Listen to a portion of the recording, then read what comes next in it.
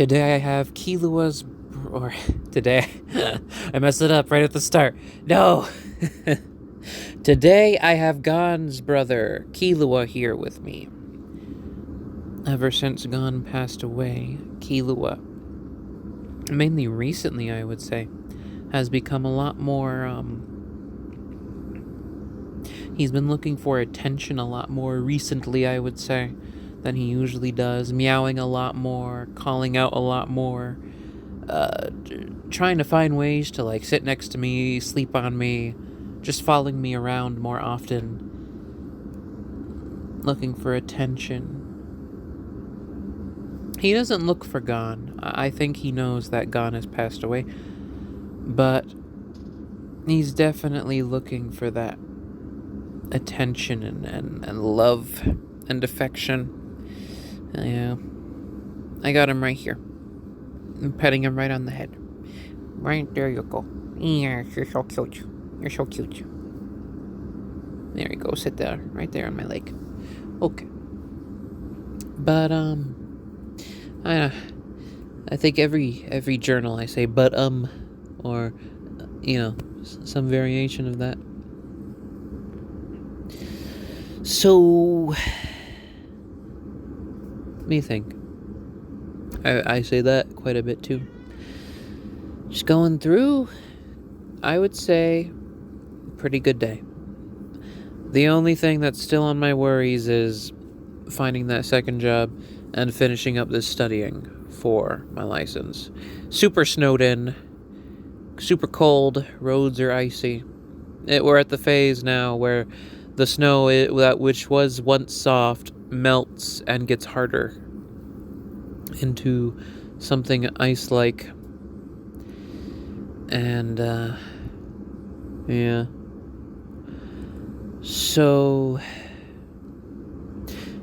today I got a lot of good drawing practice in. That was really good. Hey, kitten, don't you mess with that. You know you're not supposed to be doing that. Alright. So, today, yeah, got some good drawing practice in after I finished my responsibilities. Took care of cleanup, took care of sending a few emails, signing up for a few things, doing more studying. But I finished up that spaghetti squash that I cooked. Well, I had more to cook, so that was preserved, so cooked it up. Well, more baked it up, really. And then ate it up, and it was good. Had it with some salmon. With red pepper, kosher salt, onion powder, Brussels sprouts, Italian seasoning, and organic butter. And it was very good. And oh, hello, Ken. And what do you think? I think I'm getting more used to just being on my own and the flow of taking care of this place. And just being on my own. When I look at the videos across... Oh yeah, yesterday's was the 30th one. 30th video officially. 30 days. Not 30 days since I've been alone, but 30 days since I started making these. And it makes me sad, looking back, to think that 30 days ago I had Gon with me. And more than 30 days ago, someone else lived here. And then they got out of Dodge. And then Gon died shortly after. Oh, how badly I wish he was just here with me. And that he was here with... just making... Oh, Gon.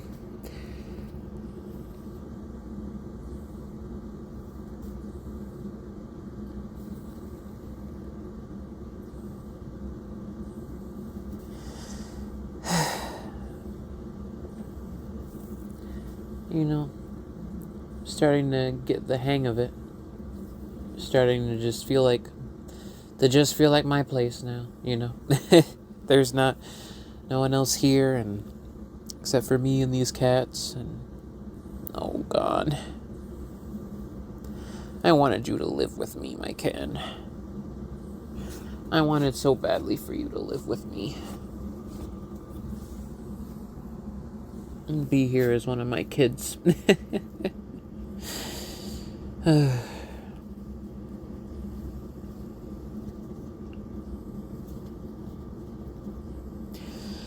But, you know, regardless.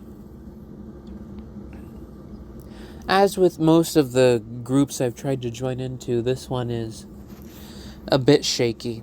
People kind of come and go, and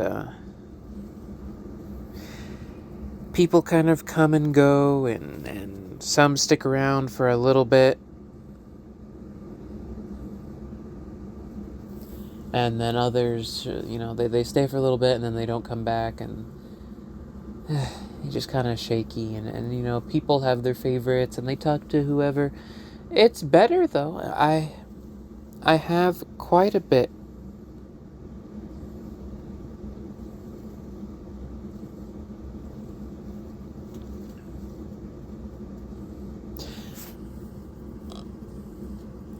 It's something. I wouldn't say I'm not gonna be dramatic and say I'm fulfilled, but I would say it's more fulfilling to wake up and to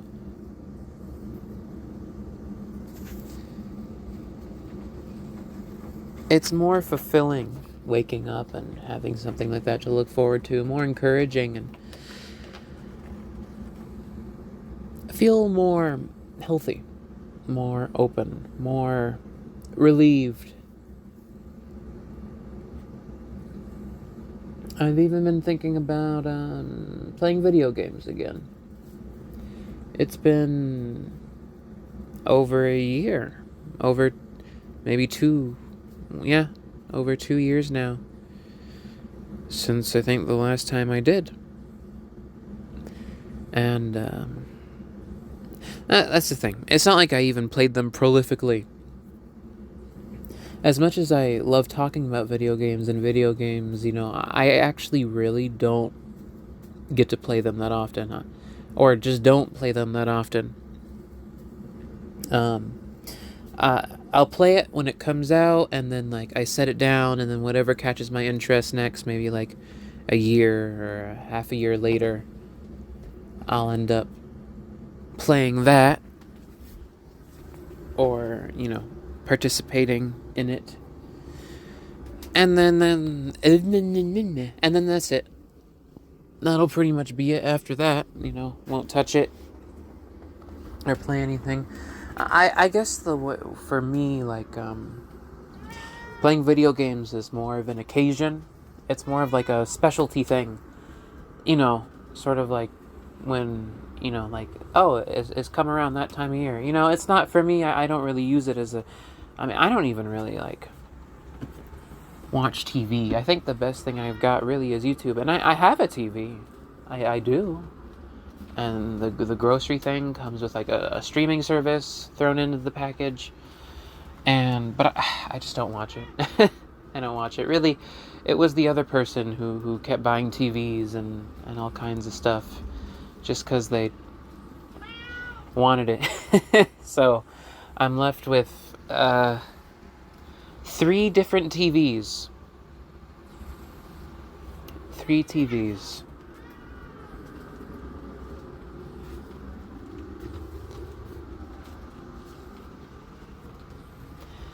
And I don't really even use a single one of them.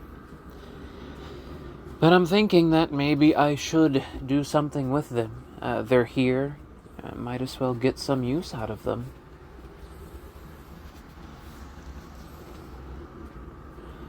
I'm not sure what, though. I guess I could play just play video games. I've been thinking about that. Just pulling out the remote, putting in something, and playing. Maybe that would help. I remember the last time I almost played video games. It was when the other person was throwing a tantrum, and I addressed something with them, and then they pretended like you maybe do you just need to take a time, do you just need some time off, that kind of thing, the sort of fake pleasantry, before immediately, I knew that they didn't really mean it, and a few minutes later, they were just like, just turn everything off, just go to bed, that kind of thing. uh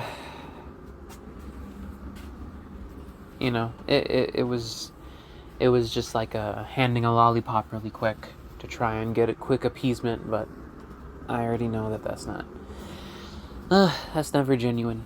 But anyway, that person did that, and that was the last time I even thought about playing video games, was that moment.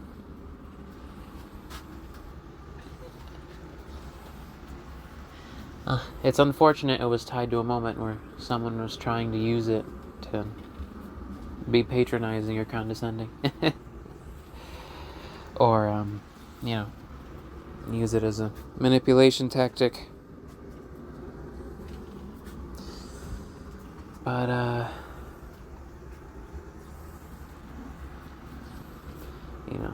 I'm trying. The main thing with that, and I just got a clear phrasing for it in my head of what it is it's trying to diminish or deflect the problem. When someone does it like that, they're trying, instead of, since they're incapable of taking responsibility or acknowledging their own behavior, they try to deflect it to the other person, being, well, maybe you're just too tired, you haven't played long enough, are you hungry, are you sleepy, that kind of thing.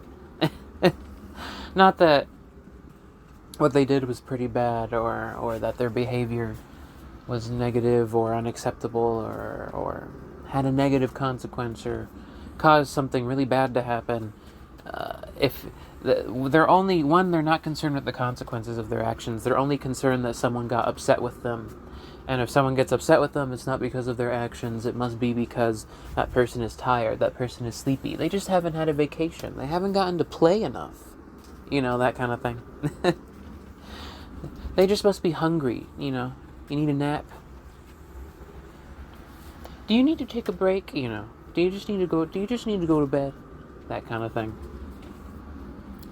Someone who can't fathom the personal responsibility. So the person just used that for that instance, just to try and,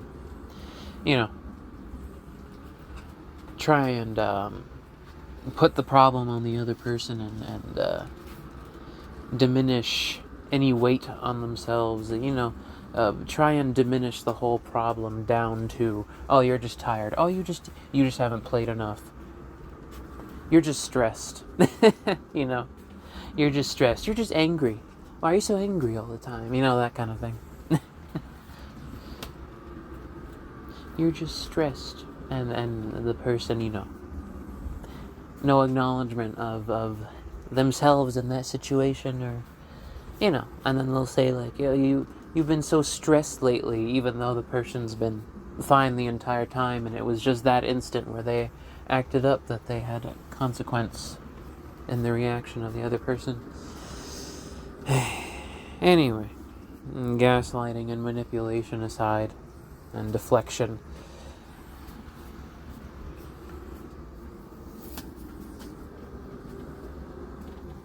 purposely misframing the situation and deflecting responsibility.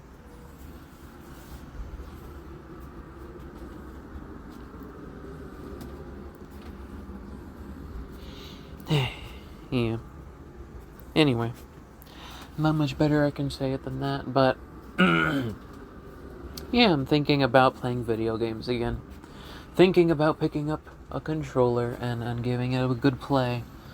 Even if it's an old game or one I haven't finished yet. So, was there anything else? Oh, yeah. I guess I wanted to talk about I did mention it yesterday. I wanted to talk about Dragon Ball Daima, because me and my one very good friend, we watched it together. We watched through the whole thing together. And,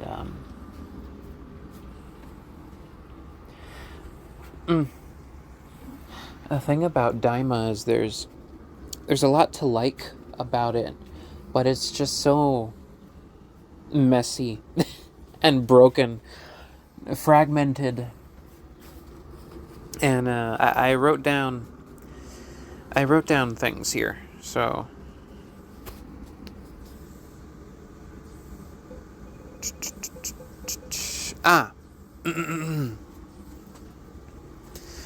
one is, I've mentioned this before with Rogue Galaxy, but Daima's very similar, where it feels like a collection of different drafts. At least with Daima, though, it doesn't feel like a collection of first drafts, like Rogue Galaxy feels. Daima feels at least a little more thought out and developed. It's like a collection of third or second drafts, but drafts nonetheless. It's not got great pacing. It stops entire episodes to just have another useless fight scene where Goku beats up a bunch of guys who we know he's gonna beat up, and it's for them to stop and go what's this little kid doing here? And then Goku's like, I'm not gonna take that. Those guys seem like trouble, And then Glorio's like, my name's Glorio. And then Pansy's like, And then Shin is in the background, just kind of like being the background.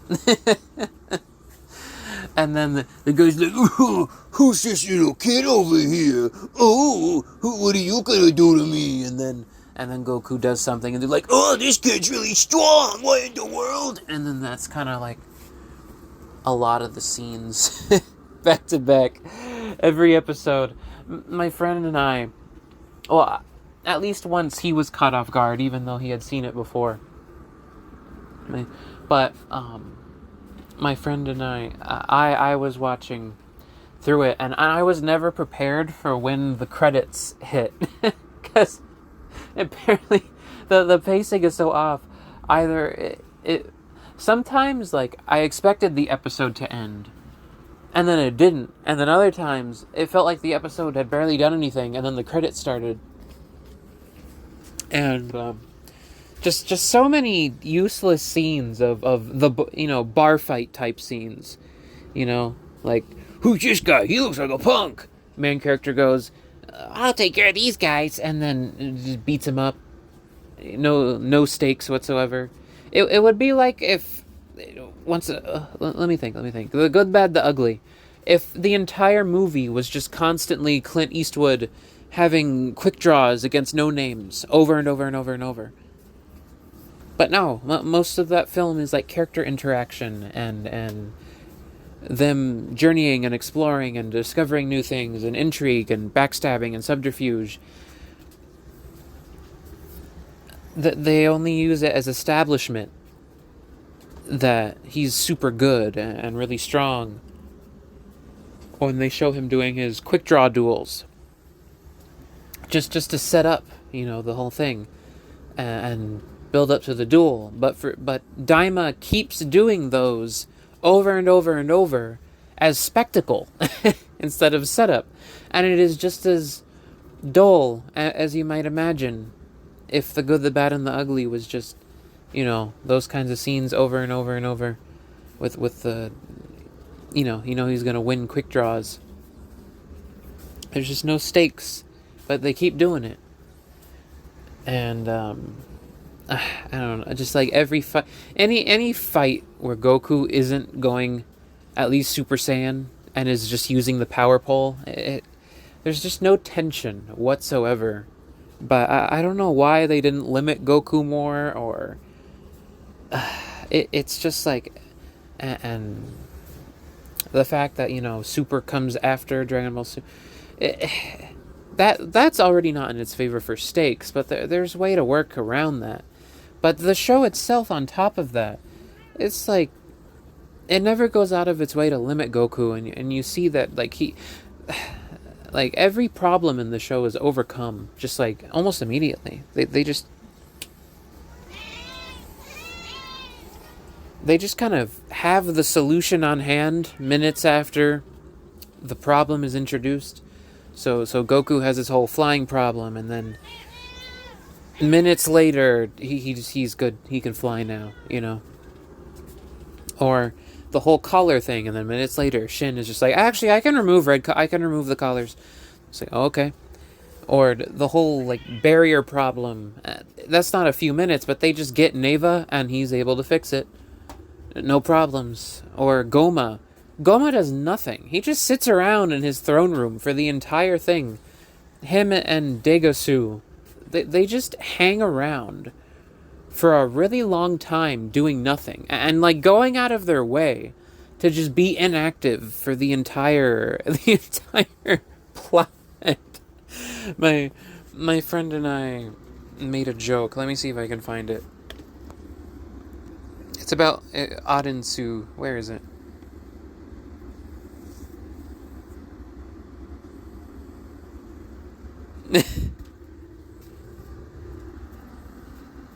Yeah, let's see.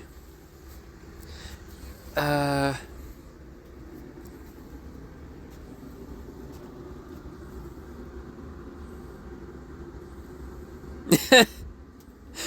there we go, I wrote it. Degasu did so little, I almost forgot if he was in the final episode. But that's right, he's in the bottle. For a second I thought he just disappeared. He held a gun to Dende. That's the most notable thing he did. The most unambitious scoundrels I've ever seen. I will be the one to become Supreme Demon King. I'll be right here thinking of it. I'm getting excited just imagining it. If they had done nothing, they would have been fine.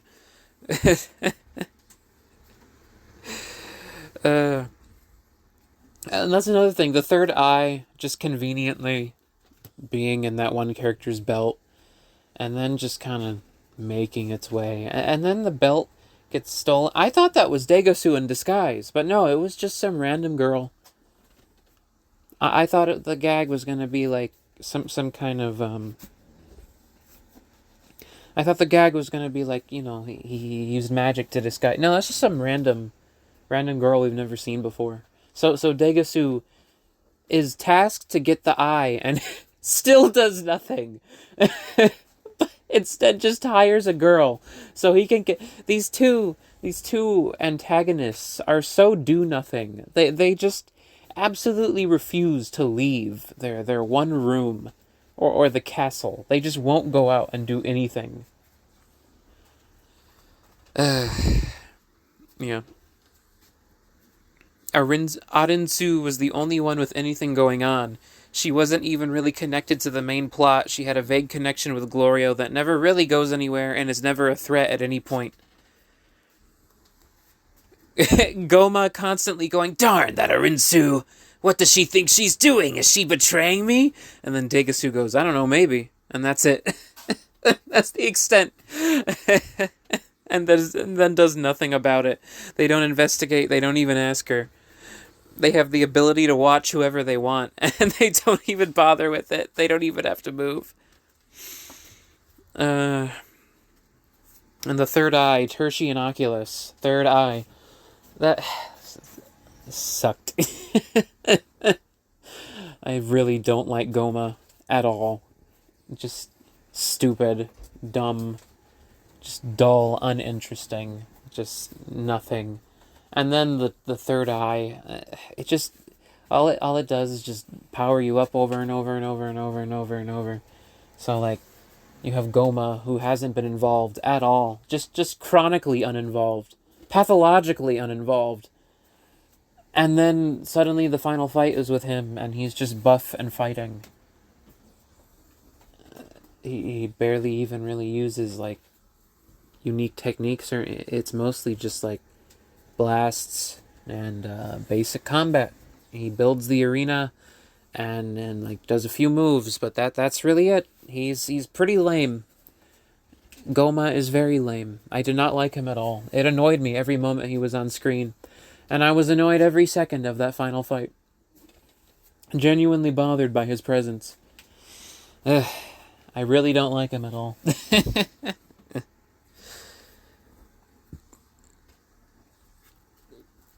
And, and,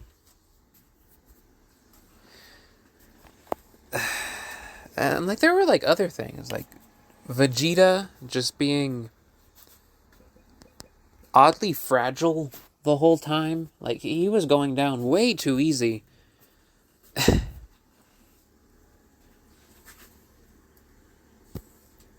I wrote down something else. Where did I put it? Okay, well, I'll just say it. I had seen the screenshots of Mini Goku as Super Saiyan 4, but I had seen the scene where adult Goku reveals Super Saiyan 4. So I was wondering, like, what? How did that happen? So I had imagined it as, like, okay, so did he, like, go Super Saiyan 4 for just a second, and then it, like, went away? Is it like a quick flash, and then he it goes away after that, and then he unlocks it as an adult? And then I watched the show, and my one very good friend was there, and I was just like, oh my, did they really? And he was like, yes. They introduce it twice as if it's the first time. Like 2 different drafts of introducing Super Saiyan 4. So Mini Goku goes Super Saiyan 4, and then, like, is doing pretty good, then gets beat up, and then it goes away. They barely even address it. And then he becomes adult Goku, and he goes Super Saiyan 4, and the show treats it like it's the first time he's going Super Saiyan 4. He even does this is to go even further beyond. This is to go even further beyond. And then it acts like it's some kind of big cinematic reveal of Super Saiyan 4, even though it had just done Super Saiyan 4, like, 1 or 2 episodes earlier. And they really wrote 2 different introductions for Super Saiyan 4 and put both of them in. And acted like, and with no reference to the previous, as if it was the first time it was happening. In all intents and purposes, they revealed it twice as if it was the first time that the audience was seeing it. Twice. So I was just confused. And that and the join bugs, just, there are so many things that just don't get used or never brought up, or again, they're there to be convenient for like a second and then they disappear. And the whole, like, the plane keeps falling down, the plane keeps running out of fuel, the plane keeps getting stolen, the plane keeps getting shot, they keep having to switch planes. It reminds me of Star Trek Voyager with its shuttle crashes. And then the show just kind of takes a break to be that giant idea with the giant kid.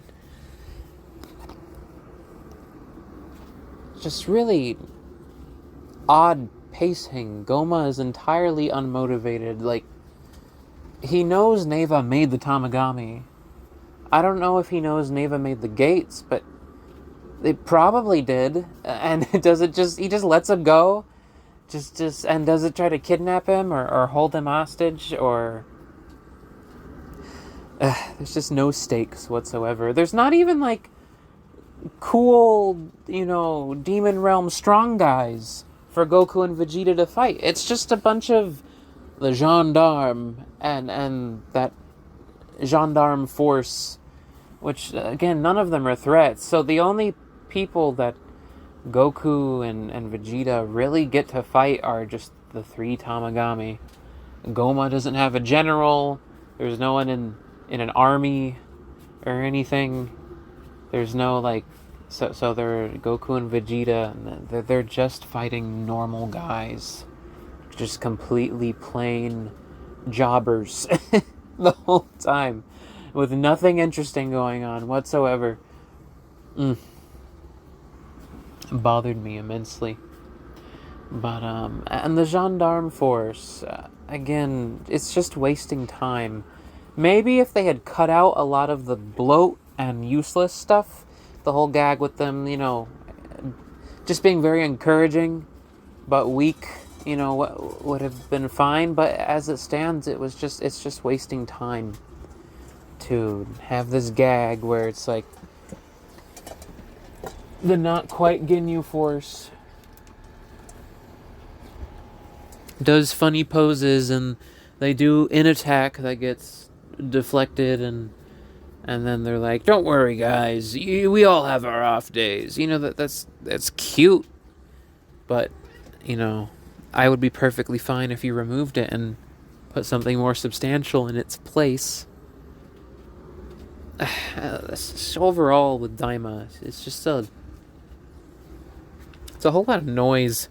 It's a whole lot of sound and noise with very little substance or connectiveness, or it's just moving on, keep going. It's just like a jumble of concepts. It just keeps moving. But at slow and then fast paces. But another thing that bothered me, and this is more of just a me thing, is how prevalent the same face has become across Toriyama's designs in Daima. And it's one thing. The thing is, here's the thing, right? It's like, yes, a lot of Toriyama's designs do have the same face, but they at least have a sort of archetype to them, if that makes sense. They have a sort of different sets of the same face, and within that he'll usually try to vary the body type. But Goma and that shopkeep lady have the same face. You know who has the same face as Goma and the shopkeep lady? The giant kid. You know who also has the same face as that giant kid? The giant kid's dog. And the king of the second demon realm. And Dr. Hedo. And who else? There's I wrote it down.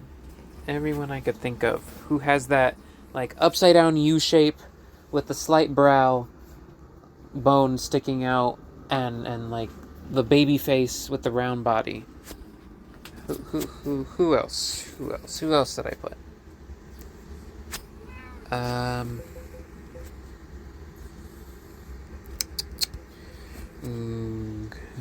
Here it is.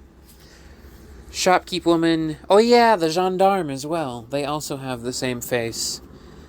Majin Du also has that face. Anyway, just over and over and over, that same face type. Anyway, something I did, the main thing I did like about Daima, the main thing, and pretty much just the thing I liked about Daima, was Kudu and Arensu. Arensu just kind of spends a long time with that Majin lady. Oh yeah, the Majin witch lady. She also has the same face as Goma, Yangus, Hedo. Anyway. But, Arensu, she just kind of spends a long time just making coup and do. But that was my favorite part of the whole thing, I would say. Of all the parts, that was the part I was most invested in. And just every time it was back on screen, I was like, finally, something's happening. And that's the only other plot point that goes anywhere. It's the only thing that's any tension, possible tension, in terms of competition for these Dragon Balls. That's really it, because Goma, he's not doing anything. He's not sending his generals. He's not concocting any plans. And the group, they meet up when it's time to basically just get the last one that they need. There's no competition. There's no race. There's no tension. There's no I don't know why they establish so strongly that there's literally nobody who can get the Dragon Balls from the Tamagami. And on top of that, they don't even try. So Arensu is just... Goma doesn't even try to sabotage Arensu. Everyone is so left to their own devices. Nobody cares enough about their own goals to try and do anything. So it's just Goku and them just kind of sweeping through, completing little side quests with practically no real interruption or potential threat to the goal, that no one else is really trying to go for it. By the time Adensu is done, the main group has already progressed so far that there's not much threat of, it's already too late by then. There's no threat of them missing out on a ball, or that Adensu might do something to get the other two. And then they just, yeah. And then they make sure to sort of deflate that by just having Goma attack at that moment, so it doesn't even matter. Adensu's whole thing, it just, none of that really matters. And then just some random, the side character. Funny gag with that side character being like, "Oh, come on, that's not very nice, I found it in my belt," and then trades it for the hat, and it's like, okay. Yeah, sure. And then that's how Goma, he again, not even looking for the tertian oculus, the third eye. He could have gotten that and defeated the Tamagami with it, or something. I don't understand. Oh, all this gets missed. All this slips through the cracks, and then the final fight is just them beating up Goma, him getting a power up until they can beat him up again, and then him getting another power up, and then him getting beat up again. It's just, the show goes out of its way to have as little tension as possible. Another part I did like was Purunga flicking Goma away when he tried to interrupt the wish. It is cool to see that, but it does make me sad that Purunga of the Demon Realm, apparently the original Purunga, the first dragon, the first Namekian dragon, is just a recolor of, regular Purunga that we have.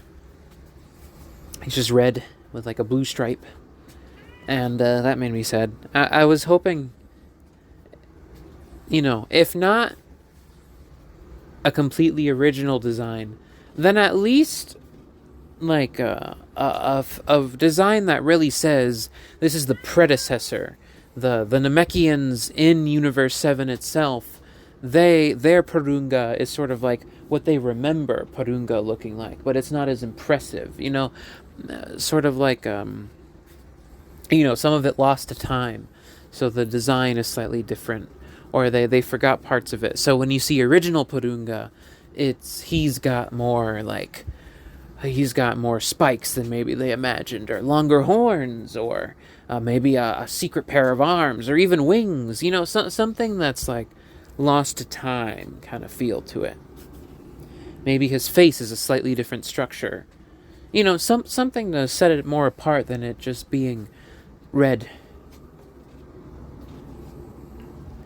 But yeah, my friend and I, the running thing for both of us was just, if Goma goes out of his way to create the problem, and it's not even in like an interesting or funny, he literally states his own solution, what the problem is, and there's literally no reason for him to do anything.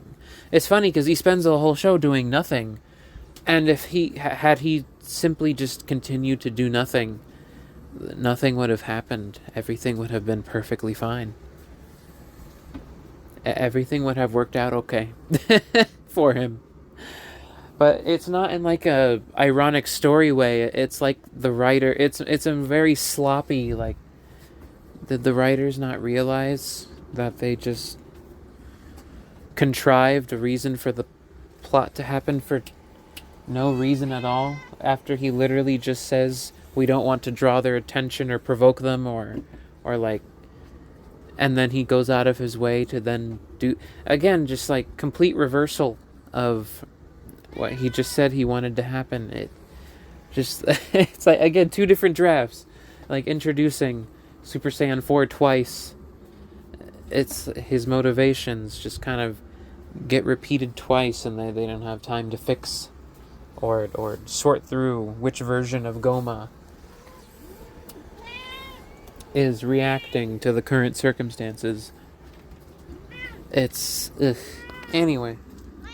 I liked Arensu, Ku, and Du, their whole relationship and the dynamic they have, and the way it develops over the course of the thing. I thought, well, early on, my friend told me that there wasn't going to be any join bugs, like actually getting used. They're just going to disappear. So, even before Ku and Du appeared, I already knew there wasn't. But I imagined that Ku and Du were going to get join bugged together. You know, because they clearly embody two different aspects of stuff of each other, and then you combine them and you get the best of both worlds for at least, I don't know, a little bit. But no, that didn't happen either. I also noticed that the king of the second demon realm kind of teleports into the scene in one of the last episodes. It's when they're storming the castle and they meet the gendarme force, and then the king of the second demon realm and his whole group just kind of teleports at one point into the scene with everybody else. But yeah, anytime Goku is just using his power pole and not going Super Saiyan, which is 90% of the fights, I feel no tension, because they make it very clear that he pretty much has his full arsenal of abilities, and he's just not using them. He's just purposely sandbagging, or, you know, it just really for no reason. And it's very, again, just wasting time on those encounters over and over and over.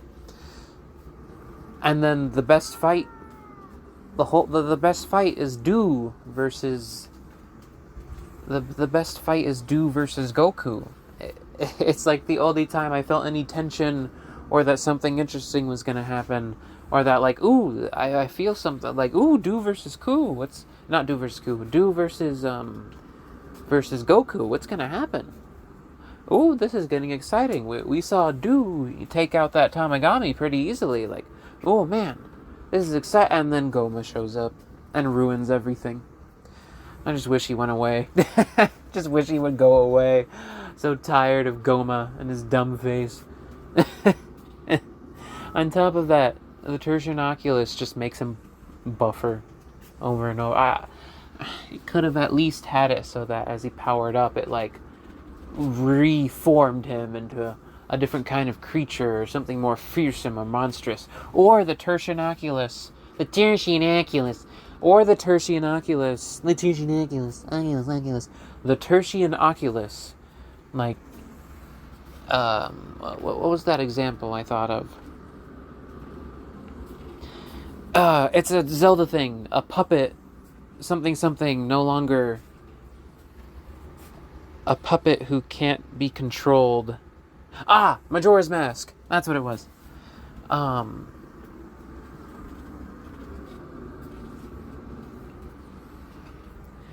was thinking like, what if there was like a situation where the evil third eye has sort of like a Majora's Mask thing going on.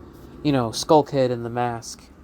But it does that with Goma, and then the Tertian Oculus, because that's really what the threat is. Goma's just wearing it, but the actual threat is the Tertian Oculus. And the Tertian Oculus could have been like, had its own mind and working things in the background. It could have taken over Goma's body, or like taken something from Goma and then disattached from him and like formed into the antagonist, or its own being, and then had a fight with that. Because that's what they were really fighting anyway, was the Tertian Oculus. That's what was giving all the power and powering up the body, and ugh.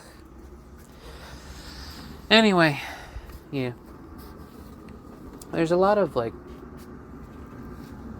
fun ideas in Daima. It's not particularly well done or executed.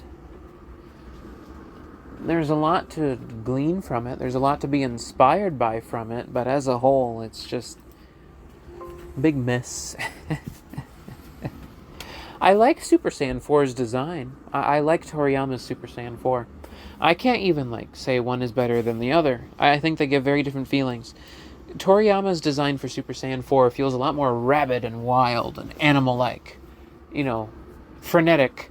Whereas the original Super Saiyan 4 design feels a lot more like a cold beast. Like you're being stared down by a composed hunter, a creature, a monster. It gives that feeling of like a razor-sharp predator. Intimidating. Whereas Daima's Super Saiyan 4 has more of that feeling of pounding the chest, and making animal vocalizations. And I even saw Mini Goku at least ran with the sort of monkey run, using the knuckles to push himself along the ground, the sort of gorilla ape run. So they leaned into it a bit with that. But I would say overall, Super Saiyan 4 in Daima has a lot more feral appearance to it. Just something about the all the colors matching. It feels like his hair's just wild and frayed because it's animal like, versus and even the hairstyle is just a little different between the two designs. And with Daima's, it's a much more exaggerated version of Goku's standard hair. But it's wild and overgrown. It really gives him that wild ape feel. Whereas with the black color and the yellow eyes and the more sharp black hair, yellow eyes, the lighter skin too. That's right. The paler skin on GT's Super Saiyan 4, the original Super Saiyan 4. The way that's designed, it just generally has a lot more of that sleeked back, sharp claws, teeth, this thing's ready to sink its teeth into you. But it's not a wild. Because even thematically that fits. It's you taming the Super Saiyan great ape, so it has that feel of being stared down by a composed but very dangerous animal, hunter, creature, beast, rather than an instinct-based, brawler kind of thing. Which I can't, for myself, I can't really pick between the two. I like them both. I really do. I think they're both very strong designs. They both very much have their merits. And I really do. I like their both of their design things. I like how Daima's, it has the fur slightly more up, but I like how the red fur on the chest in Daima sort of has more of that sharp. But then there are things like the yellow eyes. So one isn't to like the other less. It's just different aspects that I like about each of them. But yeah, I couldn't pick one. I think they both do very different things. Despite their similarities, I think both designs do very different things. Another thing I like about Daima is Goku's pants in Daima. I like how they're just sort of modern trainer pants. They don't have the usual gi folds. It's not the usual kind of gi pants that Goku wears with the sort of spot in the middle and then the claw. It's got a spandex waist. Something about that I find very appealing. I like the mix of the more mystical, and I've talked about this before with that Western idea that I had, SXCR, with the space Western with Y2K touch to it. But I like that mix of the modern and the more mystical, or more antiquated, classical.